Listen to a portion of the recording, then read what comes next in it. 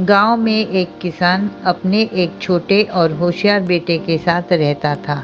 किसान बहुत मेहनत करता पैसे जुटाने में ताकि अपने होशियार बेटे को पढ़ा लिखा सके। उसने गांव के जमींदार से कुछ पैसे कर्ज लिया था। उसे पूरा भरोसा था कि इस बार की फसल से वो अपना कर्ज चुका देगा और बाकी के पैसे अपने बेटे की पढ़ाई में लगा देगा। लेकिन दुर्भाग्य से उस साल गांव में बहुत बारिश की वजह से बाढ़ आ गई और गांव के सारी फसल खराब हो गए।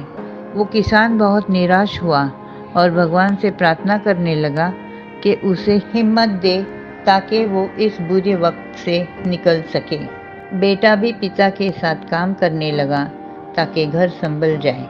किसान के बुरे वक्त का फायदा उठाते हुए वो जमींदार उसके पास आया और बोला कि मैं तुम्हारा सारा कर्ज माफ़ कर दूंगा अगर तुम तुम्हारे बेटे को मेरे पास हमेशा के लिए नौकरी करने भेज दोगे तो। किसान को गुस्सा आया और उसने साफ मना कर दिया। जमींदार ने दूसरी तरकीब लगाया। उसने किसान और उसके बेटे को अपने घर बुला लिया। दोनों वहां पहुंचने के बाद उस जमींदार ने उनको फंसाने के लिए अपना दूसरा जाल डाला। उसने कहा, मैं इस थैली में 2 पत्थर रखूंगा, एक काला और एक सफ़ेद। छोटे लड़के को उस थैली से एक पत्थर निकालना होगा। अगर पत्थर काला हुआ तो सारा कर्ज माफ हो जाएगा, पर जमींदार उस बेटे को अपने पास हमेशा के लिए रख लेगा।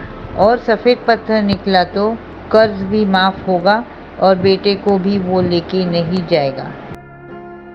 काले सफ़ेद पत्थरों पे चलते हुए वो जमींदार झुका और 2 पत्थर उठाया और उठाते वक्त वो लड़के ने देखा कि जमींदार ने दोनों काला पत्थर उठाया है। लड़का तैयार हो जाता है ये शर्त मानने के लिए, पर किसान को ताज्जुब होता है, पर उसे अपने बेटे पे भरोसा होने की वजह से वह कुछ नहीं बोलता।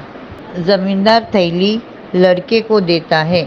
लड़का थैली से एक पत्थर निकाल ही रहा होता है कि वो जानबूझकर थैली के साथ गिर जाता है और उसमें से एक पत्थर बाहर गिरा देता है। जमींदार ये देख के हैरान हो गया। लड़का उठ खड़ा हुआ और जमींदार को थैली देते हुए कहा कि मुझे माफ़ कर दो, मैं फिसल गया।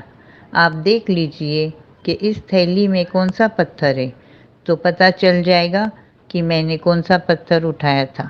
जमींदार को पता चला कि इस होशियार लड़के ने उसकी काली करतूतों पे पानी फेर दिया। इस तरह उस छोटे से होशियार बच्चे ने ना ही सारा कर्ज माफ कराया बल्कि अपने आप को ही बचा लिया। समझदारी और दिमाग से काम लेने से हम हर उस मुश्किल घड़ी का सामना आसानी से कर सकते हैं। हाय दोस्तों, हमें यकीन है कि आपको हमारी ये कहानी ज़रूर पसंद आई होगी। दोस्तों प्लीज़ हमारे चैनल को सब्सक्राइब कीजिए और बेल आइकन दबाइए ताकि फ्यूचर में आपको और भी कहानियाँ दिख सके। आपका सपोर्ट ही हमारा हिम्मत है। Thank you so much.